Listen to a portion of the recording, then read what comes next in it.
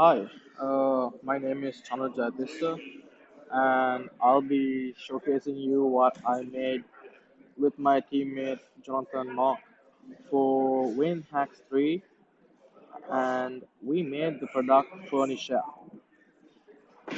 So first, how I'll structure this video is pretty much explaining how uh, I made the FurniShare, and then towards the end, I will do a demo on the project.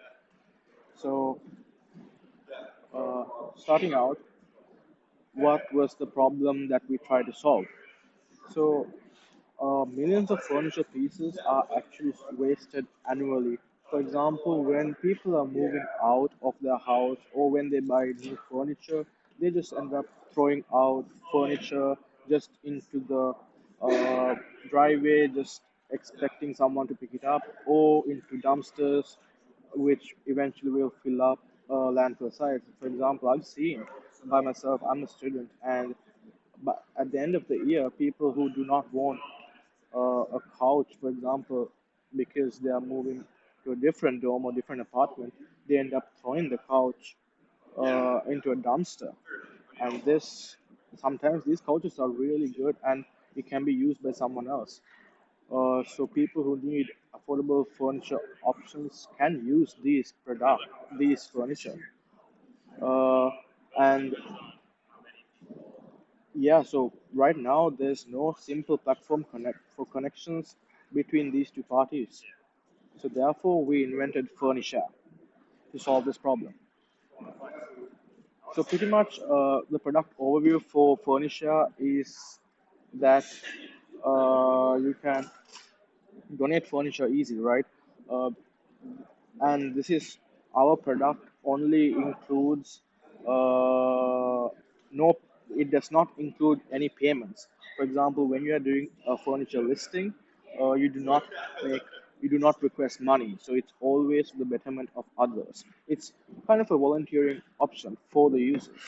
uh, so it's we made it such that you could donate furniture extremely easily, and you could browse local listings nearby, and you can connect and coordinate pickups specifically with the user, and this promotes sustainability and reuse. So pretty much this entire idea of this was that to make it different from something like Facebook Marketplace, where people try to scam others and try to always earn money out of the product that they do not use. But this one, we made it so easy for a person to make a listing, such that you only have to include the product name, item name, location, and whether it's a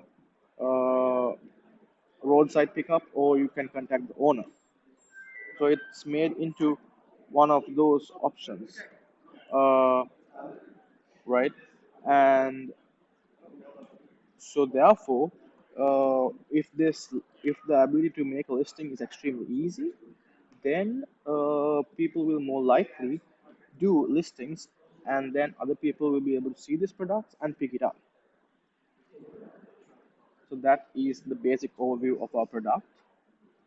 And then the tech stack that we used was Next.js for the front end.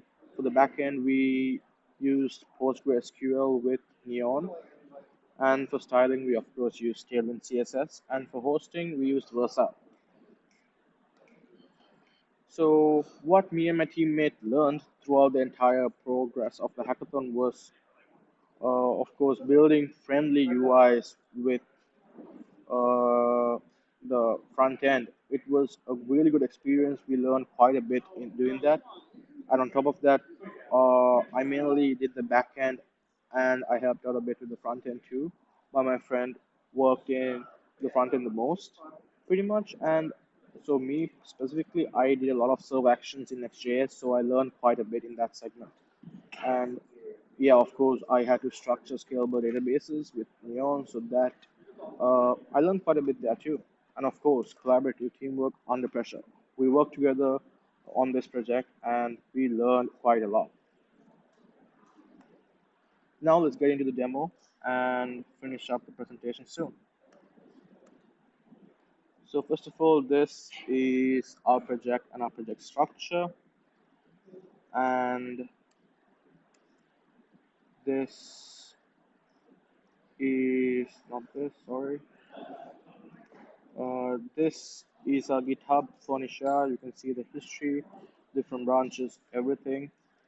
And then we also hosted it on Vercel, and it can be accessed by the Vercel link. Well, first of all, the Vercel link does zoom in our content compared to the other one. So, uh, anyone not submitted? I turned on late submissions. So, that was our Vercel. This is Vercel pretty much, and the Vercel is zoomed in quite a bit, so therefore it isn't the greatest to look at. But if you look at from the local host, it's the perfect size, and the UI looks amazing in that compared to the Vercel deployment link. But then if you write on the local host, then I can demo you through our product pretty much. So there we go. Oh, before that, let me show you the database too.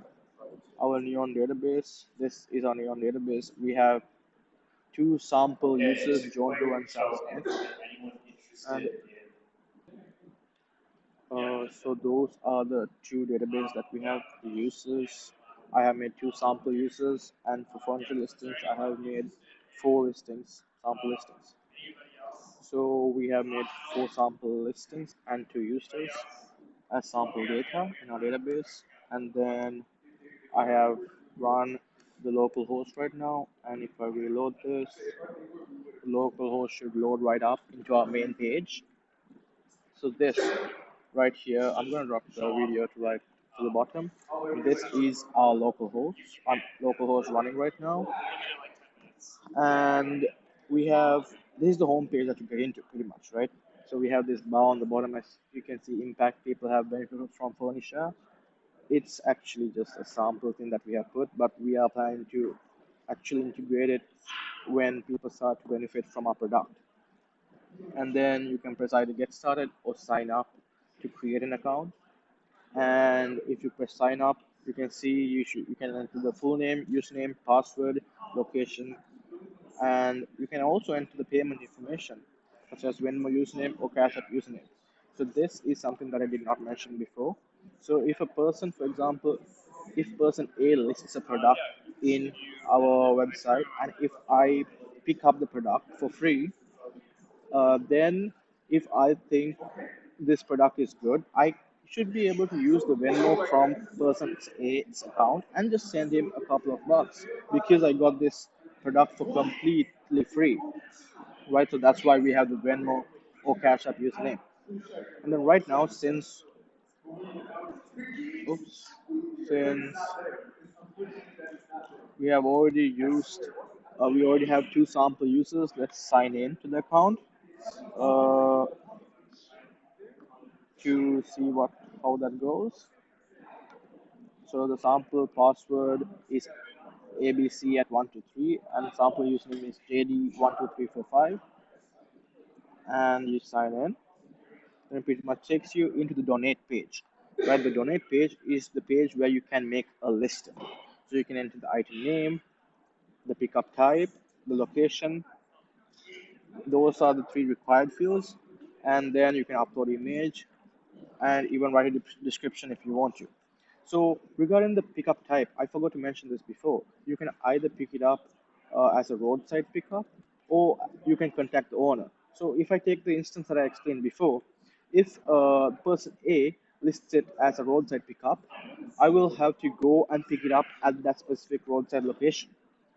Uh, but but the problem with that is, if I don't get there early, someone else might get it before me. So that is the main risk with that option. But if you put contact owner, I will be able to get the contact of that person A in order before I get the product pretty much. We were going to implement a chat feature where you'll be able to do this, but actually we did not have enough time to implement this text messaging system.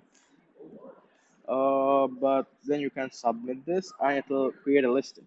But actually, even in this part, the donate page, we could not link it to a database. So even though you press the submit button, it won't create a listing as of right now.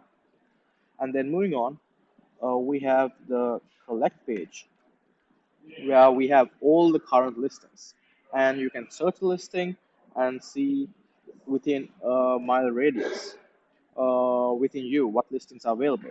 So as I said a while back, we made 4 sample listings, and the listings are mentioned right here: modern sofa, glass coffee table, sofa set, and a bookshelf.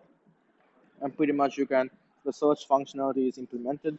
So for example, if you write sofa and you put 10 miles, or if you increase the miles too, that won't make a big difference, but you can apply filters. Yeah, it does increase the miles. As you can see, it went to 18 miles, and that went to 23 miles.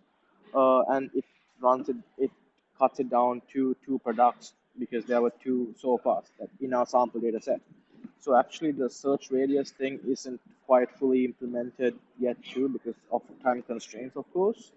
But we did implement the search feature, so that works perfectly.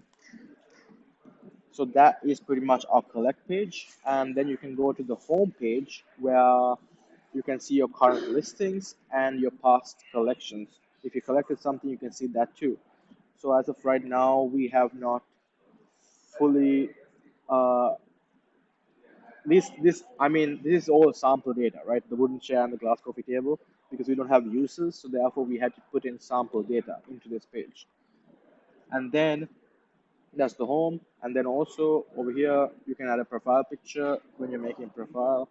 And you can go to the profile and you can see profile details such as the name, username, location, and payment information.